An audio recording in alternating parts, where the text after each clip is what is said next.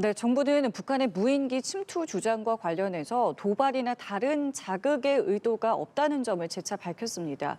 김일성 북한 노동당 부부장은 담화를 통해 반드시 구체적으로 설명하라고 언급했는데요. 저희 자세한 내용은 전문가와 함께 바로 짚어보도록 하겠습니다. 양욱 아산정책연구원 연구위원 전화 연결되어 있습니다. 나와 계십니까? 예, 안녕하세요. 예, 위원님, 오늘 오전에도 북한이 다시 입장을 냈습니다. 그러니까 이 무인기를 군이 보냈든 민간이 보냈든 어쨌든 구체적인 설명을 해라라고 하루 만에 다시 입장을 냈습니다. 일단은 이 하루 만에 다시 입장을 낸 이 상황을 좀 어떻게 좀 보고 계십니까?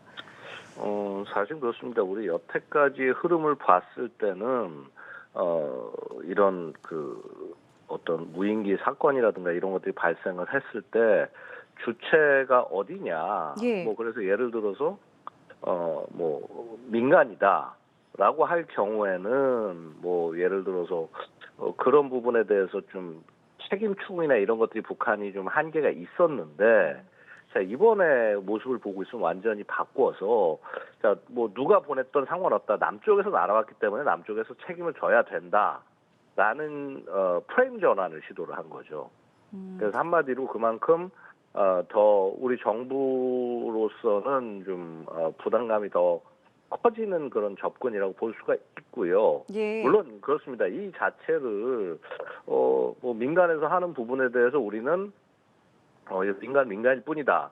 라는 접근을 할 수도 있겠습니다만, 여태까지 진보 정부에서 보여왔던 태도들은 사실은 좀 그렇지는 않았습니다. 이제 이런 북한이 불편하다라는 얘기가 있을 경우에는 이것을 어떻게든 민간 차원도 규제를 하려고 해왔던 것들을 보여왔고요. 특히나 지금 대화나 이런 측면에서 접근을 하고 있는 상황이기 때문에 네. 또 아마도 이제 그런 행동을 좀 이렇게 유발시키려는 그런 북한의 의도가 아닌가라고 생각이 됩니다. 그러니까 하루 만에 입장을 다시 냈다는 것은 우리 국방부 입장도 지금 우리가 유심히 보고 있다라면서 바로 약간 답한 측면도 있지 않겠습니까? 이런 부분도 좀, 그러니까 앞으로 우리는 지금 계속 예의주시하고 있다. 이런 부분도 좀 설명하기 위한 측면이라고도 볼 수 있겠습니까? 물론 그렇죠.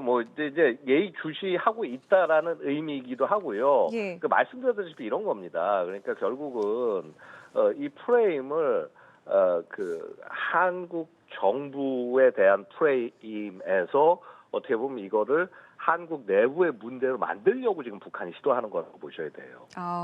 그러면 지금 어쨌든 북한에서는 한국의 무인기가 북한 영공을 침투했다라고 주장하면서 사진까지 공개하지 않았겠습니까? 그러면 일단은 그 사진을 보셨을 때 개인적으로 좀 어떻게 분석을 하셨습니까? 글쎄요, 일단은 그 무인기 자체를 보면은요, 예. 이 무인기가 북한이 이렇게 공개하고 이제 사진이나 이런 걸 봤을 때는 이건 도대체 우리 군에서 만들어서 사용할 무인기가 전혀 아니었다라는 거예요. 그러니까 이 무인기에 보면 이제 안에 내 부품 같은 것들을 보여줬고요. 네네네. 칩이라든가 통신 장비를 보여줬는데 이게 이제 전형적으로 이 중국 안에서 중국에서 만드는 무인기에 들어가는 부품들이에요. 예, 예. 특히나 이제 그런, 심지어는요, 그 부품들을, 잘 아시겠지만, 알리나 테무나, 심지어 쿠팡을 통해서도 충분히 살 수가 있는 그런 부품들입니다.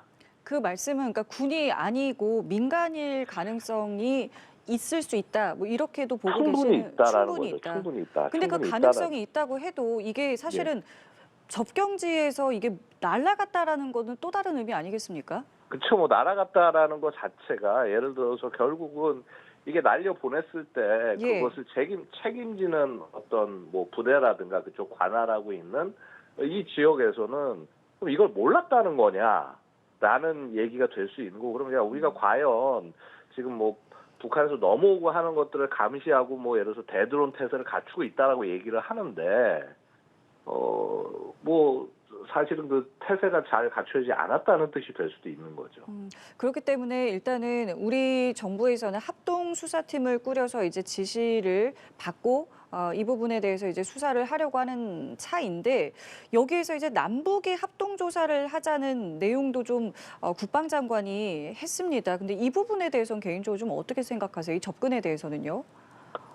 글쎄요. 저는 조금 좀 우려스러운 것이 왜냐하면 결국은 합동조사라고 하는 거는 저쪽에 와서 우리 쪽을 이렇게 정보를 접근을 할 수 있게 한다라는 것인데, 물론 이제 어떤 제한을 두고 이제 행동을 하겠습니다. 뭐 그걸 뭐 다 보여주진 않을 거라고 믿습니다만, 자, 그럼에도 불구하고 우리가 그렇게까지 해야 할 이유가 있냐라는 것이죠. 그러면은 일단은 어쨌든 지금 뭐 이재명 대통령 같은 경우에 이제 합동수사팀을 꾸려서 수사라고 지시했기 때문에 우리도 이 내용을 또 신속하게 공개한다고 하니까 이 부분을 좀 들여다봐야 되는데, 또 하나 궁금한 것은 이제 북한이 앞서서 이제 공개한 사진 같은 경우에는 지난 4일에 이루어진 이제 침투 사실을 공개하면서 이제 공개한 사진인데, 지금 북한이 주장하기로는 지난해 9월에도 비슷한 일이 있었다는 거 아니겠습니까? 근데 관련해서는 이제 자세한 정보를 공개하지 않았단 말이죠. 이 부분은 어떻게 좀 보고 계세요? 결국은 이제 북한의 얘기가 좀 그런 거예요. 이게 단순히 한 번만 있었던 게 아니라 여러 차례 일어나고 예. 있었다라는 얘기가 되는 것이고요. 이게 지금 저렇게 북한이 발견하지 못한 것들도 꽤 있을 거란 말이죠. 그 말은. 그 말은 그러면 예. 그러니까 북한 입장에서도 이제 사실은 북한도 굉장히 좀 큰일 날 일이긴 할 겁니다. 아마 그 안에서도 숙청이나 아마 책임 추궁 같은 것들이 꽤 크게 이루어지고 있었을 거라고 생각이 되고요. 근데 이제 말씀드리면 사실은 그만큼 이 드론의 활동과 행동이 이제 더 이상 어떤 군이나 정부에 의해서 이렇게 독점적으로 이루어지는 것이 아니라 이제 민간에서도 그걸 마음대로 할 수 있을 만큼 이게 확산이 되고 있다라는 것을 어떻게 보면 보여주는 거라고 저는 생각을 해요. 그래서 물론 이제 이런 부분에 대해서 어느 정도 국가가 이걸 인지를 하고 혹은 상황에 따라서 아니라고 하면 당연히 통제할 수 있어야겠죠. 예. 그런데 그럼에도 불구하고 이러한 과정에서 사실은 제가 되게 우려하는 것은 이거 자꾸 지금 이슈를 만들고 목소리를 키우는 것은 이걸 가지고 대한민국 내부에 정치적 분란을 일으킬 수 있다라고 판단을 했기 때문이라고 봅니다. 그러한 의도가 그렇다면 왜 있는 겁니까? 지금 이 상황에서요. 지금 이게 오히려 그럼 남북 관계에도 어떤 영향이 좀 있게 되는 겁니까? 예. 지금 우리는 굉장히 우리 위주로 생각을 하고 있는데요. 네. 북한은 지금 계속적으로 얘기하고 있는 것이 두국과 관계는 얘기하면서 한국과 얘기를 아예 안 하고 상대 안 하겠다라는 겁니다. 그리고 우리 아마도 이거를 가지고 우리 정부 일각에서는 북한과 대화의 기회로 삼아 이걸로 얘기 잘해보자. 뭐 아마 이렇게 주장하는 분들도 계시겠습니다만요. 아니 그게 나쁘진 않습니다. 왜 북한과 대화나 이런 걸 통해서 잘 풀어가는 건 좋죠. 자, 그런데 문제는 뭐냐 하면 북한의 입장은 두국 관계로서 전혀 벗어나지 않았고요. 지금 이것은 뭐 이게 뭐 단순히 진보다 보수다라는 문제가 아니라 남한이라는 체제 자체를 북한을 아예 받아들이지도 않고 접근하고 싶지도 않다라는 겁니다.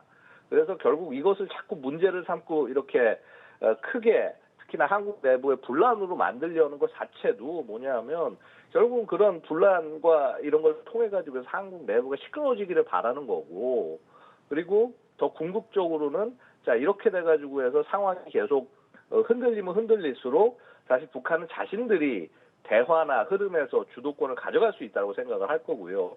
자, 지금은 우크라이나 전쟁에 집중해야 되는 상황을 자신들의 이득이 거기에 달려있기 때문에 대화나 이런 것을 원하지 않지만 또 나중 되면은 자신들의 필요에 따라서 또 한국을 활용하려는 그런 행동을 보일 거란 말이죠. 그때 어쨌거나 칼자루 쥐고 있는 것은 우리다라는 것을 지금 김여정 말 한마디 한마디를 뜯어보면요. 그런 부분들을 엿볼 수가 있다라는 거예요. 그러니까 북한의 방식으로 어쨌든 뭐 크게 원래 하고자 했던 그냥 방향대로 지금 가고 있다는 말씀이신데, 그럼 시기적으로도 지금 이 시기가 뭐 북한 입장에서는 좀 특별하게 뭐 지정한 그런 의미로까지는 볼 필요가 없는 겁니까? 아니 그러니까 이게 뭐 시기 자꾸 말씀을 하시는데 이제 이런 거예요. 물론 이제 연초이기 때문에 북한이 여러 가지 일정에 따라 움직이지 않습니까? 예. 그리고 우리가 보통 이제 연초의 북한의 모습을 보면은 신년사에 많이 집중을 하죠, 그렇죠? 네네. 그래서 이제 올해 뭘 해나갈 거냐. 게다가 또 올해는 9차 당대회가 있기 때문에 또 북한 내부에 굉장히 대대적 변화가 있을 거라고 예상되는 시기란 말이죠. 그래서 그렇다면은 이게 뭔가 연결이 되는 흐름이 있지 않겠느냐. 분명히 그 연결되는 흐름이 있을 수 있습니다만은요. 그 연결되는 흐름 자체가 뭐 남한과 대화와 뭐 빅딜을 통해 가지고 뭔가 큰 것을 얻어내겠다라는 것이 아니라 결국은 이 어떻게 하면은 이 한국에 대해서 한국 사회가 차단을 더 해 나갈 건지, 그리고 그걸 통해서 자신들의 역량과 이런 것들을 얼만큼 더 예를 들어서 뭐 핵이라든가 혹은 뭐 전쟁 지원 혹은 러시아와의 그 무기 거래 혹은 파병을 통한 이득, 자, 이런 것들을 최대화해서 어떻게 하면 김정은 정권이 오래 가고 김정은을 더 높은 위치로 올릴 거냐에 집중돼 있다라는 겁니다. 그래서 결국은 그런 예. 맥락에서 이 얘기를 좀 더 키우면서 한국 사회 내부를 되게 힘들게 만들 거고, 예를 들어서 지금 그렇지 않습니까? 국방부 자체가, 특히 군 자체가 굉장히 지금 수세적인 자세가 될 수밖에 없었어요. 특히 12.3 이후로요. 그렇죠? 자, 거기에다가 지금 북한 무인기 관련된 이슈들 같은 것들을 계속 키우면 어떻게 되겠습니까? 군에서 대북 작전이나 활동 같은 것들을 굉장히 뭐라 그럴까, 소극적으로 하게 되겠죠. 북한 입장에서는 이게 너무나 좋은 거예요. 자꾸 이렇게 해서 이 일을 키우고 우리 군이나 이런 거에 부담을 자꾸 늘리고 정치적으로 이슈로 만들어 놓고 이러는 게 북한의 목표라는 겁니다. 예, 알겠습니다. 오늘 말씀은 저희 여기까지 듣도록 하겠습니다. 지금까지 양욱 아산정책연구원 연구위원과 함께했습니다. 위원님 감사합니다. 예, 감사합니다. 예.